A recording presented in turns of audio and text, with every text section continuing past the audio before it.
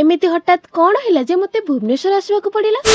तो सकाळ सकाळ मो भाई सह बाहरी पड़िली बस स्टैंड। आउ मो भाई मते बस रे बसे दे पळेला घर को। आउ दीर्घ 3 घंटा परे मु पहुंची जाइतली भुवनेश्वर। आउ मोर एमिति भाग्य देख मु पहुंचला बेल को बाजी जाइतला 2टा सेति पय किछि भी उबर मिलु न। आउ भोक उपसरे मते चाली चाली जिबाक पड़िला। आउ एत्ते कष्ट सही आसुतली मो दीदी सही न पारी मते अधा बाटको नबाको आसी। आउ मु एत्ते भोकरे थिली जे मु ता रूम रे पहुंच कहि बार बार जल्दी खाइबा। आउ से मो पय केते टेस्टी एग पुलाव बनै। आउ खाइ पी सारी रेस्ट नै आमे बाहर थिलु सेई जगह को जोत पे मु भुवनेश्वर आस्ती। माने मोर किछि मेडिसिन नबार थिला। कहिबा को गले ठाकुर देखा सांग को कदळी बिका। कामटा तो हेइ जिवो सांग को टिके बुलाबुली मध्ये हेइ जिवो। जो काम पय आस्तिलु से कामटा सारी सरला परे आमे टिके जाइतलु इस्कन। आउ सेठी दर्शन सरला परे आमे जाइतलु जुडियो। हमर सेमति किछि आनिबार तो प्लान नथिला किंतु जाइछु जते बेले किछि ना किछि तो धरि के आसीबो ना। आउ अल्प किछि किणा किणी सरला परे मो नजरटा पड़ी गला ए क्यूट सा पर्स ऊपर जोटा कि मते बहुत पसंद आसला। सेति पे मो दीदी कहली मते एटा प्लीज किने देले से मते डायरेक्ट मना कर देला। आउ सेठु जेहेतु मन दुखरे मु फेरिली सेति पे मते कहला चल मु तते बर्गर खुएबी। आउ बस सेति सुनला परे मो मन तो पूरा खुशी। से हम पय ऑर्डर करथला वेज और नॉन वेज रो कॉम्बो मीलटा जोथि कि बर्गर फ्रेंच फ्राइज और पेप्सी मध्ये। आउ पेटे खाइ सला परे आमे फेरुतलु रूम को। मो पेटे तो पूरा फुल थिला किंतु जणा नै दीदी पेटर कोउडी जागा थिला जे पुनी मटर सूप मध्ये पीला। ता परे डायरेक्ट पळेलु रूम को। बहुत टाइड जाइतलु एबे चलिलु सोइबा को। देखाबो नेक्स्ट ब्लॉग रे। रहउची नमस्कार।